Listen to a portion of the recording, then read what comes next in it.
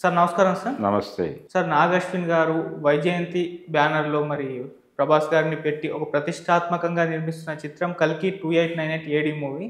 So, అయితే ఈ మూవీలో విజయ్ దేవరకొండ గారు కూడా ఒక గెస్ట్ రోల్ చేయబోతున్నారన్న వార్త వినిపిస్తుంది. అంటే మామూలుగా 'నాగశ్విన్' గారి మూవీస్‌లో విజయ్ దేవరకొండ గారు గెస్ట్ రోల్ చేస్తూ వస్తున్నారు ఇంతకుముందు మూవీస్‌లో. సో, ఆ సెంటిమెంట్ ఆ 2 సినిమాలకు వర్తించింది. మరి ఈ సినిమాకు కూడా విజయ్ దేవరకొండ సెంటిమెంట్ వర్కౌట్ అవుతుందా? మరి ఎలా ఉంటుందంటారు విజయ్ దేవరకొండ క్యారెక్టర్? అంటే 'ఎవడే సుబ్రహ్మణ్యంలో' విజయ్ దేవరకొండ కనిపించాడు. అవును. కొంచెం జనాలకు రిజిస్టర్ అయ్యాడు. అతను అంతకుముందు 'శేఖర్ కమ్ముల' సినిమాలో కనిపించాడు. కనిపించినప్పటికీ రిజిస్టర్ కాల జనాలకి. అవును. రిజిస్టర్ అయిన సినిమా అయితే ఇదే. 'ఎవడే సుబ్రహ్మణ్యం' సినిమాతో రిజిస్టర్ అయ్యాడు ఆయన. బహుశా నాగశ్విన్తో రకరకాల స్నేహం ఉండొచ్చు అతనికి. ఆ స్నేహం నుంచి మహానటిలో ఒక కీలక పాత్ర అనే అనాలి. ఎందుకంటే ఆ సినిమాలో హీరోగా ఎస్టాబ్లిష్ అయినటువంటి మమ్ముట్టి కుమారుడు ఉన్నాడు. జమినీ గణేషన్ క్యారెక్టర్ చేశాడు అతను, దుల్కర్ సల్మాన్. అయితే దుల్కర్ సల్మాన్ క్యారెక్టరు ఒక అప్పర్ లేయర్లో నడుస్తుంది, కానీ లోయర్ లేయర్లో ప్రధానంగా జనాల్ని డ్రైవ్ చేసేటువంటి క్యారెక్టర్లు 2 ఉంటాయి. ఆ రెండిట్లో ఒకటి సమంత చేసింది, రెండోది విజయ్ దేవరకొండ చేశాడు. నిజానికి ఈ ప్రాజెక్ట్లో సమంతను తీసుకునేటప్పుడు తనతో లీడ్ రోల్ చేయిస్తారేమో, మహానటి క్యారెక్టర్ సమంత చేయబోతోందేమో అని అనుకున్నారు అందరూ. కానీ సమంతని ఈ క్యారెక్టర్కి సెకండ్ లేయర్ క్యారెక్టర్గా పెట్టి ప్రైమరీ లేయర్లో కీర్తి సురేష్ని పట్టుకొచ్చి ఆయన జనాల్ని కొంచెం మెస్మరైజ్ చేయగలిగాడు థియేటర్లో. నాగశ్విన్ అది వ్యూహాత్మకంగా చేసినటువంటి యాక్టివిటీ.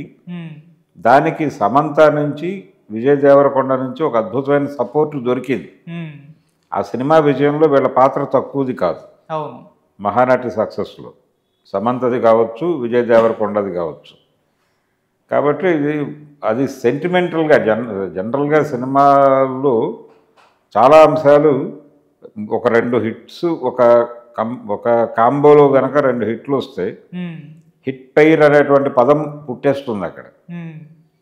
ఇప్పుడు రామారావు గారి పక్కన శ్రీదేవిని వెయ్యాలా వద్దా అని తీవ్రమైన మదనలు చర్చలు జరిగినటువంటి సందర్భంలో సడన్గా వేటగాడు సినిమాలో ఆ పెయిర్ వర్కౌట్ అయింది. హిట్ అవగానే వాళ్ళిద్దరూ హిట్ పెయిర్ అయిపోయారు. ఆయన అప్పటికి 55 ఏళ్ళు దాటిపోయి ఉన్నాడు. అంటే వీళ్ళిద్దరి మధ్య కనీసం 40 ఏళ్ల పైన వయసు తేడా ఉంది. అయినప్పటికీ హిట్ పెయిర్ అన్నారు, వరుసగా సినిమాలు చేశారు వాళ్ళు. ఇది ఒక సెంటిమెంట్. ఈ సెంటిమెంట్ ఆధారంగా నడిచేటువంటి ఇండస్ట్రీ కాబట్టి బహుశా విజయానికి ఉన్నటువంటి అన్ని సెంటిమెంట్లని సినిమాలో వాడే ప్రయత్నం చేస్తారు. పైగా అశ్విని దత్ గారికి ఈ సెంటిమెంట్లు ఎక్కువ. అందుకని ఆయన అంటే రిలీజ్ డేట్ కూడా సెంటిమెంటల్గా ఆయన May 9 ఫిక్స్ చేశాడు. ఏది ఆయన గత పెద్ద హిట్లు ఆ బ్యానర్లో వచ్చిన 2 పెద్ద హిట్లు అదే డేట్ని రిలీజ్ అయినాయి కాబట్టి అనే ఉద్దేశంతో ఈ May 9 అనేటువంటిది ఒక సెంటిమెంట్. అది రామారావు గారికి కూడా సెంటిమెంటే. ఇవన్నీ ఆలోచించి ఆ డేట్ ఫిక్స్ చేసుకున్నాడు ఆయన. ఫిక్స్ చేసుకోవడం చేత అదే సెంటిమెంట్తో విజయ్ దేవరకొండ ఉన్నాడు కాబట్టి ఆ సినిమాల్లో కూడా అవి సక్సెస్ ఇచ్చినాయి కాబట్టి అదే విజయ్ దేవరకొండని ఇందులో కూడా గెస్ట్గా తీసుకునే అవకాశం ఉండొచ్చు అని మాట్లాడుతున్నారు. కానీ అధికారిక ప్రకటనలు ఏం లేవు. చేస్తున్నాడు, చేశాడు, చెయ్యొచ్చు ఇలాంటి మాటలు మాత్రమే నడుస్తున్నాయి బయట. చేయొచ్చు, చేయటం అతనేం పెద్ద ఇబ్బంది పడేటువంటి మనిషి ఏం కాదు. వాళ్ళిద్దరి మధ్య ఆ స్నేహం, ఆ బాండింగ్ ఉంది కాబట్టి డెఫినెట్గా సినిమాలో కనిపిస్తే ఏదో ఒక ప్రత్యేకమైనటువంటి పాత్రలో కనిపించడం ద్వారా సినిమాకి కొంత హెల్ప్ కూడా అవ్వచ్చు. తన ప్రజెన్స్ నుంచి ఒక స్టైలిష్ యాక్షన్ డ్రామా కూడా ఉండబోతోంది ఆ సినిమాలో. దానికి కొంత విజయ్ దేవరకొండ ఉపయోగపడతాడు కూడా. అలా ఆ కథకి ఎన్హాన్స్ చేసే పద్ధతిలో విజయ్ దేవరకొండ సహకారం తీసుకుంటే తీసుకోవచ్చు. ఇది ఒక కోణం. రెండోది, నాగశ్విన్ విజయ్ దేవరకొండ సక్సెస్ఫుల్ కాంబో అనుకుంటే ఎందుకు ఫుల్ లెంగ్త్ సినిమా ఎందుకు చేయట్లేదు, అదే బ్యానర్లో చేయొచ్చు కదా అనే ప్రశ్న వస్తుంది. అయితే ఇక్కడ ప్రాబ్లం ఏంటి, ఆయన ఈ సిరీస్ అని చెప్తున్నాడు కంటిన్యూస్గా కల్కి టైటిల్తో మేము అంటే 10 భాగాలు చేయొచ్చు దాకా మాట్లాడారు. కానీ దీనికి సీక్వెల్ అయితే ఉండబోతోంది అనేది వాస్తవం. సీక్వెల్ వరకు మాత్రమే పరిమితమే మాట్లాడుకుందాం. ఈయన 10 సినిమాలు ఇదే దీంతో అంటే జేమ్స్ బాండ్ సిరీస్ లాగా లేకపోతే మరో సిరీస్ లాగా, ఇప్పుడు హాలీవుడ్లో అలాంటి సిరీస్లు అనేకం చూసాం మనం, బాలీవుడ్లో కూడా కొనసాగిన ఈ సిరీసుల పరంపర అదే నేను ఇక్కడికి తీసుకొస్తాను. అంటే ఇప్పుడు తెలుగు సినిమా లేకపోతే హిందీ సినిమా లేకపోతే ఇంగ్లీషు సినిమా అనేటువంటి గోడలు బద్దలైపోయిన రోజుల్లో మనం ఉన్నాం. ప్రొడక్షన్ టీం ఎక్కడుంది అనేది ఒకటే క్రైటీరియా. అది హైదరాబాద్లో ఉంది ప్రొడక్షన్ టీము, ప్రొడక్షన్ ఆఫీస్ అక్కడ ఉంది అనేదే ఒకటే క్రైటీరియా. సినిమా అనేది ఏ మార్కెట్ని టార్గెట్ చేస్తుంది అనేది ప్రధానం. కాబట్టి ఇది ప్రపంచ మార్కెట్ని టార్గెట్ చేస్తున్నటువంటి సినిమాగా వాళ్ళు చెప్పుకుంటున్నారు. ఆల్రెడీ ప్రభాస్కి ఆ ఏరియాలో ఓపెనింగ్స్ ఉన్నాయి, విండోస్ ఓపెన్ అయి ఉన్నాయి. కాబట్టి మేము ఆ ఏరియాని టార్గెట్ చేస్తున్నామని చెప్తున్నారు వాళ్ళు. ఆ రేంజ్లో ఉంది సినిమా. అంటే వాళ్ళు రిలీజ్ చేసినటువంటి ప్రస్తుతం ఇప్పటి వరకు వాళ్ళు రిలీజ్ చేసిన గ్లిమ్సెస్ కావచ్చు, రకరకాల పద్ధతుల్లో వాళ్ళు అతని గెటప్ని రివీల్ చేస్తూ పెట్టినటువంటి స్నాప్స్ ఇవన్నీ, వీటి ద్వారా మనకు ఆ విషయం అర్థమవుతుంది. వీళ్ళు కూడా ప్రపంచ మార్కెట్ని ఏం చేయబోతున్నారు అని. ఇందులో భాగంగానే చూస్తే ఒకవేళ దీన్ని సిరీస్గా నడిపితే సిరీస్లో ఒకే హీరో ఆ క్యారెక్టర్ చేయాలనేది కూడా ఏం లేదు. ఇప్పుడు జేమ్స్ బాండ్గా రకరకాల మంది కనిపించారు. సీన్ కానరీ ఉన్నాడు. సీన్ కానరీ ఒక టైంలో నటించాడు. ఆ తర్వాత మరొక నటుడు వచ్చాడు ఆ ప్లేస్లోకి. బాండ్ కొత్త బాండ్ ఎవరు అనే చర్చ జరిగింది కదా, అది నిరంతరం జరుగుతుంది.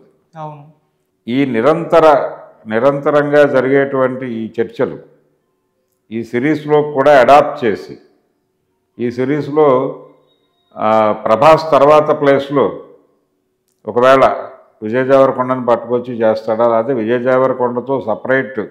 ఇప్పుడు దీని సక్సెస్ మీద సీక్వెల్ ఆధారపడి ఉంటుంది.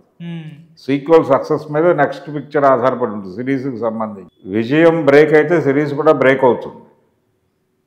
ఇది కూడా సెంటిమెంటే. కాబట్టి విజయ్ దేవరకొండకి ఒక సినిమా అయితే బకాయి ఉంటాడు అతను, నాగశ్విని. ఆ సినిమా సోలోగా విడిగా ఏదైనా సబ్జెక్ట్తో చేస్తాడా లేకపోతే ఈ సిరీస్లో భాగంగా చేస్తాడా అనేది చూడాలి. ఆ బాండింగ్ అయితే ఉంది వాళ్ళ మధ్య. ఏం జరుగుతుంది అనేది, అంటే సక్సెస్ ఇచ్చినటువంటి వాళ్ళని వాళ్ళతో కొనసాగేటువంటి కల్చర్ కూడా ఆయనకు ఉంది. అశ్విని దత్ గారికి వదిలిపెట్టాడు. ఆయనకి సక్సెస్ ఇచ్చినటువంటి రామారావు గారితోనూ కంటిన్యూ అయ్యాడు, ఆయనకి సక్సెస్ ఇచ్చినటువంటి చిరంజీవితోనూ క్యారీ అయ్యాడు, ఆయన నాగార్జునతో క్యారీ అయ్యాడు. ఈ ధోరణి ఉంది ఆయనకి. రామారావు గారు తప్పుకోగానే వెంటనే అక్కినేని నాగేశ్వరరావు గారిని, కృష్ణ గారిని పెట్టి సినిమా తీసాడు గురు శిష్యులని ఆ రోజుల్లో. అంటే ఎవరితో మార్కెట్ని అట్రాక్ట్ చేయొచ్చో వాళ్ళతో ఎటువంటి మొహమాటాలు ఇబ్బందులు లేకుండా క్యారీ అయిపోతాడు ఆయన. ఆ తర్వాత కృష్ణతో అగ్నిపర్వతం లాంటి సక్సెస్ తీశాడు. మార్కెట్ ప్రో చిరంజీవి వెడుతోంది అన్నప్పుడు చిరంజీవి వైపు అడుగులు వేసాడు. చిరంజీవిని అట్రాక్ట్ చేయడానికి, అంటే చిరంజీవితో సినిమా చేయటంగా అనుకోలేదు ఆయన. చిరంజీవి చెప్పుకునే సినిమా మనం చేయాలి అనుకున్నాడు. అనుకుని టైం తీసుకుని జగదేక వీరుడు వరకు గ్యాప్ తీసుకున్నాడు. గ్యాప్ తీసుకుని ఈలోపు నాగార్జునతో ఎక్స్పెరిమెంట్లు చేశాడు.